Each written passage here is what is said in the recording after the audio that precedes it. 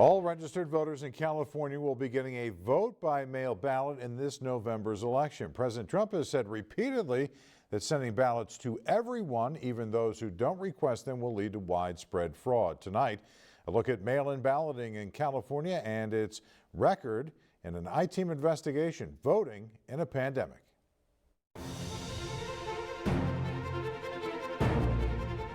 But universal is going to be a disaster, the likes of which our country has never seen. It's fraught with fraud and every other thing that could happen. This will be the greatest catastrophe, one of the greatest catastrophes in the history of our country. President Trump is very clear on this issue, but millions of people were already voting by mail in California.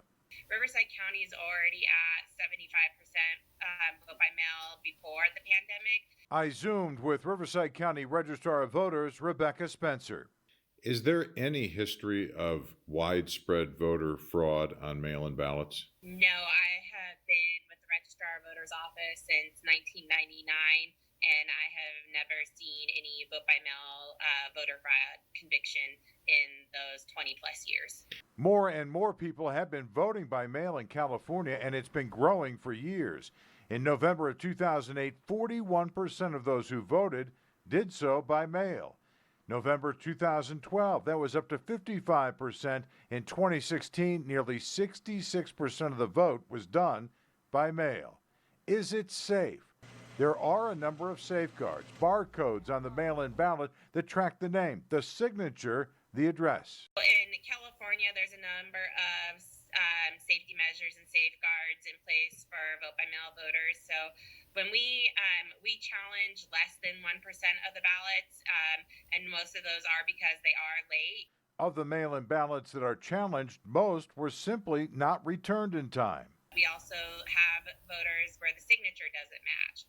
If the signature on the vote by mail ballot doesn't match the signature on the voter registration card, we send a notification to that voter to fix the issue.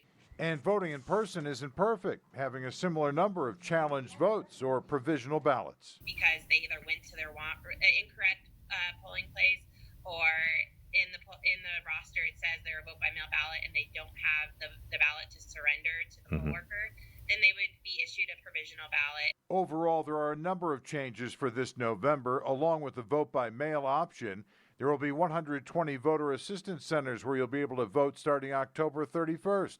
There will be 80 secure ballot drop-off locations that will be available starting October 5th, where you can drop off your mail-in ballot, or you can simply mail your ballot on or before November 3rd. This year, it'll still count if it arrives within 17 days, much longer than the usual 3 days because of the possibility of mail delays.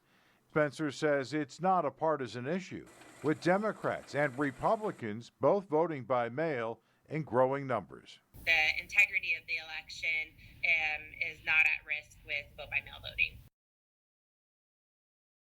And just today, Governor Newsom signed a new bill into law aimed at protecting the integrity of the election. Assembly Bill 2400 extends the use of risk-limiting audits to make sure the elections are conducted accurately and fairly without issues like duplicate or even counterfeit ballots. And when you cast your ballot, by the way, whether you mail it, drop it off, or go to one of the vote centers that they're going to have, you can then track your ballot by registering at where'smyballot.sos.ca.gov. You'll be able to find that information if you click on this story at KESQ.com.